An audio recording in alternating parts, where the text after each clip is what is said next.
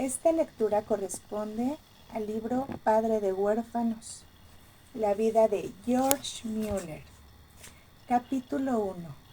Un ladrón común. ¡Plas!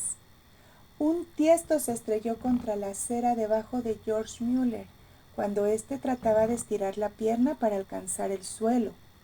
George intentaba escapar sin pagar la cuenta por una ventana trasera de la posada en donde se había hospedado.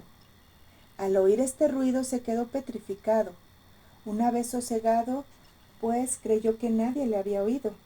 Bajó un pie suavemente sobre la acera y después el otro. El joven de 18 años enderezó su cuerpo flaco y alto y miró a su alrededor. «Bien», murmuró para sí, «estoy a salvo. Y ahora, a salir de aquí». Un instante después, George se dio cuenta de que había cantado victoria antes de tiempo. Varios agentes de la policía aparecieron en ambos extremos de la calle y comenzaron a perseguirle. George vaciló buscando desesperadamente una salida para escapar, pero no la encontró. Antes de poder reaccionar, las fuertes manos de un policía lo agarraron del brazo y lo arrastraron bruscamente por una calle adoquinada en dirección a la cárcel.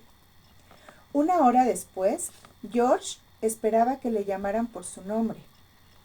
El banco de madera sin respaldo en que estaba sentado era duro e incómodo, y las esposas alrededor de sus débiles muñecas y sus tobillos le aguijoneaban la piel. Mientras esperaba, George pensó en la sorpresa que se llevaría su padre cuando le viera esposado. Pero probablemente no se sorprendería más que él en aquel momento. George había hecho cosas deshonestas muchas veces, pero esta era la primera que lo aprendía, es decir, la primera vez que era detenido por la policía. Cuando tenía 10 años fue sorprendido por su padre, lo cual le hizo pasar por una experiencia dolorosa y humillante. Su padre, Johann Müller, era recaudador de impuestos para el gobierno de Prusia y a menudo guardaba grandes cantidades de dinero en casa. El señor Müller se solía quejar de que le faltaban pequeñas cantidades, pero George también, su hermano menor, declaraba enfáticamente que no sabía nada acerca del asunto.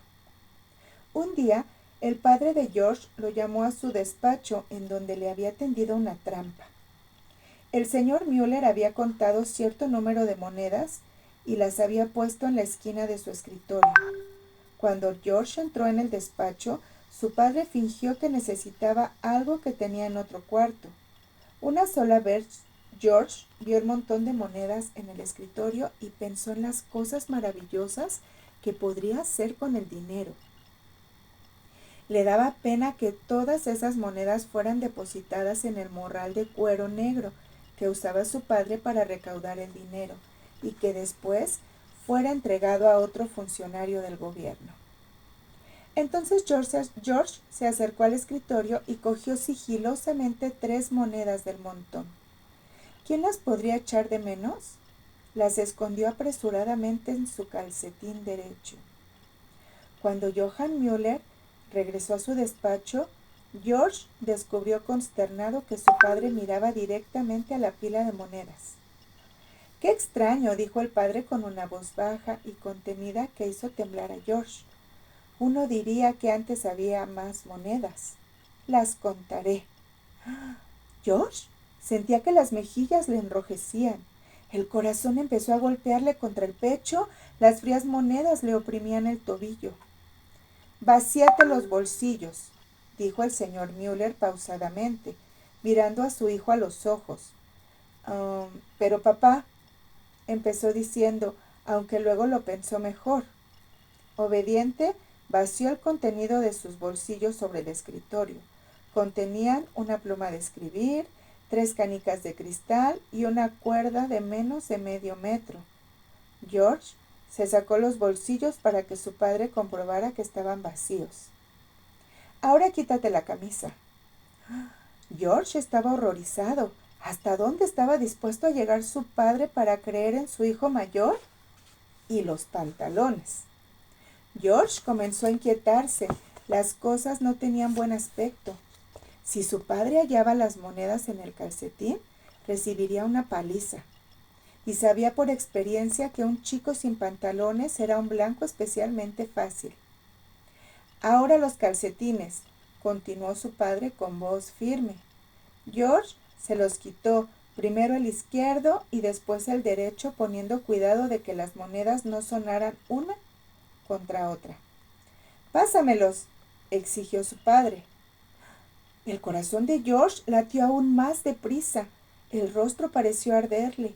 George bajó los ojos al entregar los calcetines a su padre. Un segundo después su padre explotó. ¿Mi hijo? ¿Un vulgar ladrón? ¿Cómo te atreves a manchar el nombre de la familia Müller? Ven acá. Cogió luego la vara que tenía apoyada en un rincón. ¡Juas! ¡Juas! ¡Juas! Los azotes parecieron eternos. El dolor fue agudísimo. Al final, George sintió que las piernas se le doblaban. Menos mal que en aquel momento el enfado de su padre estaba aplacado y el castigo tocó a su fin. «Jamás vuelvas a robarme, ¿oyes?», dijo Johann Müller, mientras sacudía los hombros de su hijo para enfatizar cada palabra. «Sí», tartamudeó George. «Y ahora apártate de mi vista», rugió su padre señalando la puerta. George recogió su ropa y tambaleando se arrastró hasta la puerta, sin detenerse siquiera a vestirse. En ese instante no le importaba que alguien le viera. Le escocía demasiado el trasero. Subió hasta su habitación, en el segundo piso, y cerró la puerta. Una vez a salvo, se desplomó en la cama y empezó a llorar desconsoladamente. «Nunca lo volveré a hacer mientras viva», se prometió a sí mismo entre sollozos, al tiempo que se tocaba las heridas en el trasero y en las piernas. George no se estaba prometiendo a sí mismo no volver a robar. No, le encantaban la emoción y la aventura del robo, por no mencionar sus beneficios. Lo que George Müller se prometió a sí mismo fue que nunca se dejaría atrapar. Robar era emocionante, pero ser sorprendido era doloroso y humillante. Pero 6 años después se había dejado atrapar por la policía. ¿Cómo podía haber sido tan estúpido?, se preguntaba una y otra vez mientras esperaba sentado en el duro banco de madera de la comisaría. «Tú», dijo un oficial de policía señalando a George, «ven acá, date prisa». «Sí, señor», replicó George, poniéndose de pie como pudo con las cadenas encima. Arrastró los pies hasta el escritorio del oficial e irguió la cabeza, fingiendo ser un joven obediente que era falsamente acusado. «¿Nombre?», preguntó el policía. «Müller, señor. George Müller». El oficial lo escribió en un libro grande con tapas de cuero. «¿Fecha y lugar de nacimiento?», preguntó a continuación. 27 de septiembre de 1805, en Kroppenstadt, Prusia. El oficial volvió a escribir en el libro, deteniéndose solo para mojar la pluma en un tintero. Mientras observaba, George se preguntaba cuánto sabría realmente la policía. Sabían que había pasado una semana en una posada de Brunswick y que se había marchado sin pagar antes de llegar a Wolfenbüttel. Si lo ignoraban, George resolvió permanecer tranquilo y no facilitar más información que la estrictamente necesaria. No obstante, después de 3 horas de interrogatorio implacable, tuvo que confesar todas sus tropelías. Sí, se había alojado una semana en una costosa posada de Brunswick y luego había escapado sin pagar. Sí, había intentado también huir por la ventana de una posada de Wolfenbüttel. No tenía dinero para pagar su alojamiento y no se le ocurría ninguna buena razón para no ser enviado a la cárcel hasta cuando se celebrara el juicio. Al día siguiente, George se sentó en su celda y tarareó un villancico navideño. Era Navidad, pero ¿qué podía importarle? Había pasado las 5 Navidades anteriores en el clásico colegio de la catedral en Halberstadt, en donde estudió latín, francés, alemán, los clásicos y la aritmética. Todo fue allí tan sencillo. Allí fue fácil burlar a los maestros. Desde los 12 años se las había arreglado para escapar del colegio por la noche y juntarse con los bebedores de cerveza y los jugadores de cartas y asistir a establecimientos de ocio en donde tocaban el piano y la guitarra. Después de su graduación, en vez de marchar a casa, George decidió hacer un viaje corto. Allí fue donde comenzaron sus actuales problemas. Escribió a su padre diciendo que había sido invitado a quedarse 2 semanas más en el colegio para cantar en un servicio especial de la iglesia. Luego se fue a la carretera, sin dinero para aventurar por la Baja Sajonia, lo cual acabó llevándole a la cárcel. ¿Cómo podía haber sido tan estúpido? Tenía mucho tiempo para responder esta pregunta. Los días fueron pasando y lo único que esperaba era el pedazo de pan negruzco y la salada compota de verduras con que se alimentaba a los detenidos 2 veces al día.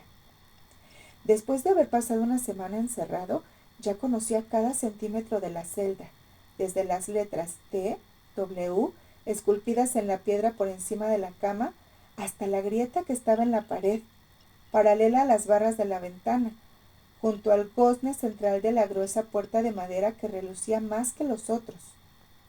George también se preguntaba si su padre habría recibido una carta de las autoridades policiales informándole dónde estaba su hijo. Contaba los días que pasaba en la cárcel haciendo una marca en la pared cada vez que la primera luz del sol se colaba por la ventana de la celda. Era el 16 de enero. Ya llevaba 24 días en prisión, por lo que sabía podía seguir allí otros 24 o incluso 224 días más. A media mañana oyó un ruido prometedor. Las llaves cascabelearon en una cerradura y se abrió la puerta de la celda. Entraron 2 policías y tiraron a George para levantarle. «Tu padre ha venido a sacarte, pero yo no diría que eres libre», dijo el guarda.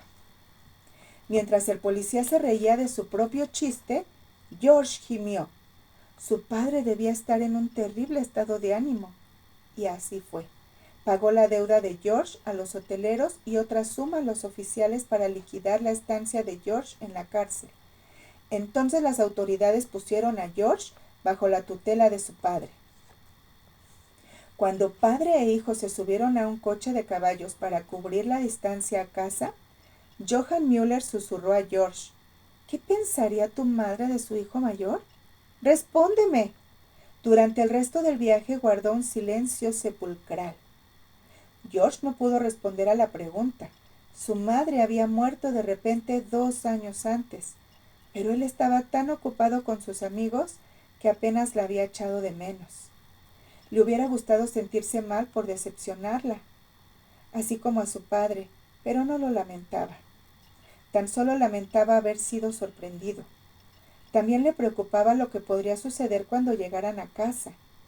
Después de viajar todo el día, el coche se detuvo enfrente de la casa de los Müller.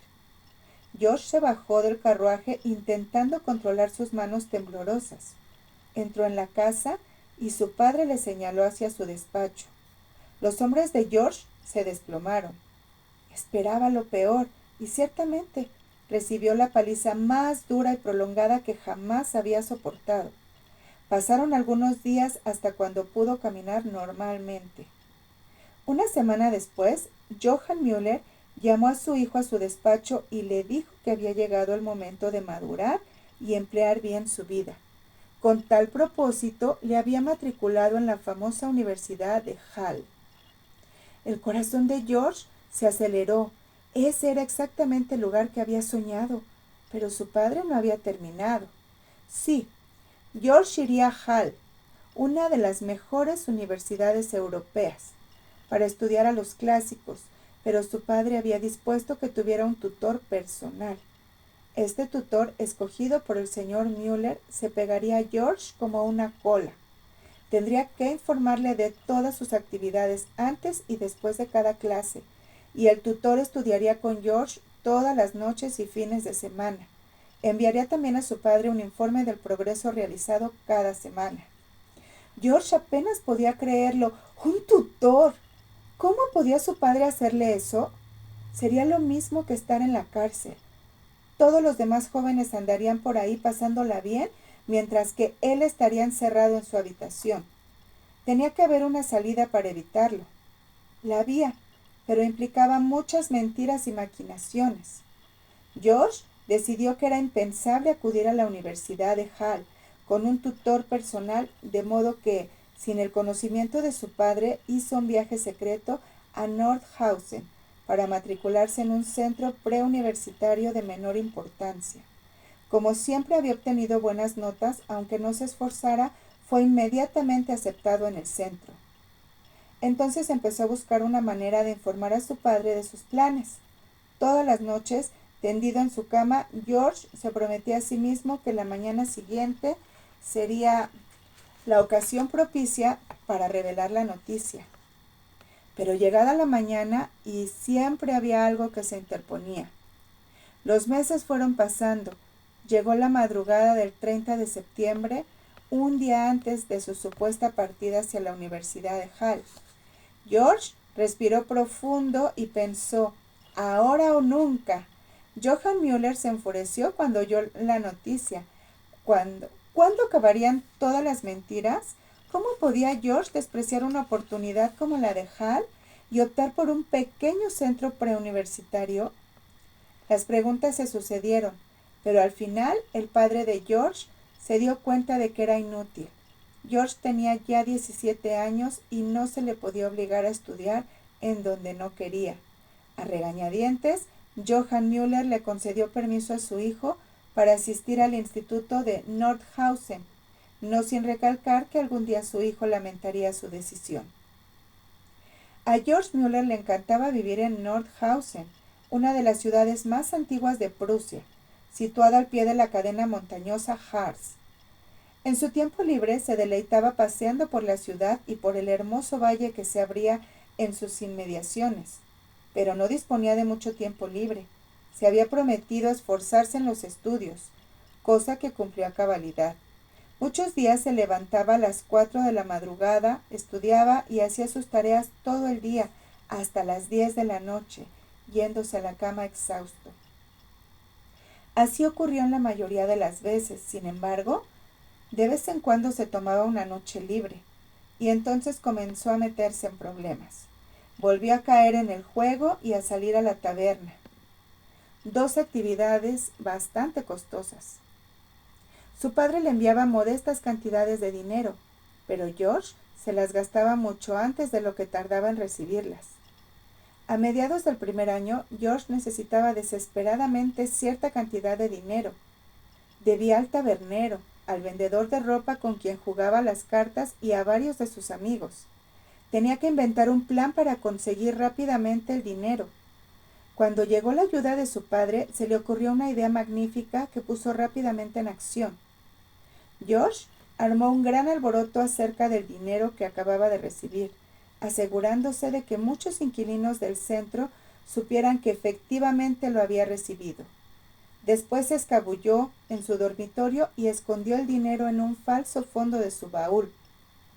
Luego cogió un martillo y forzó la cerradura del baúl, así como la de la funda de la guitarra. Después agarró el abrigo y se fue a dar un paseo. Durante el paseo ensayó lo que iba a responder y cuando volvió al centro lo tuvo todo perfectamente estudiado. Entró con paso firme por la puerta principal, comentando con algunos compañeros el buen tiempo que hacía, y se despojó del abrigo. Luego se dirigió a su habitación, montó la escena y empezó a gritar. Los jóvenes acudieron corriendo a ver qué había sucedido. ¡Mi dinero!, gritó George, disfrutando enormemente. ¡Mi dinero ha desaparecido! Alguien ha forzado mi baúl y lo ha robado, dijo mirando a los sorprendidos rostros de sus amigos. ¿Qué voy a hacer ahora?, se lamentó.